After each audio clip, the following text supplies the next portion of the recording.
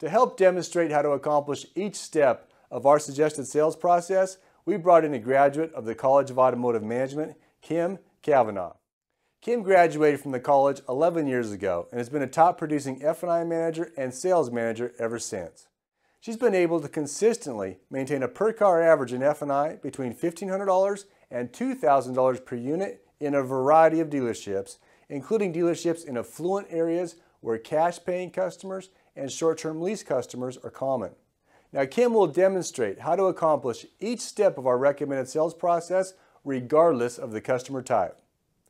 I'd also like to point out at this time that when Kim attended the college, she had no prior automotive experience. Therefore, she didn't have any other preconceived notions of how things should be done in F&I or what to expect from customers other than what she was taught by the college. So when she graduated, she expected customers to buy all of her products every time.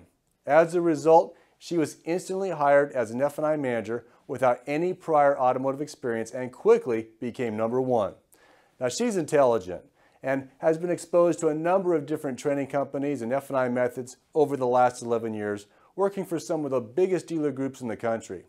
But after 11 years, one thing has not changed. She has not found a better sales process than the original process she was taught by the college.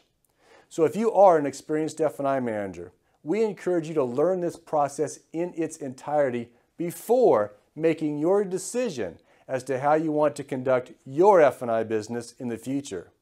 That way, you can make an informed decision and the right decision for you.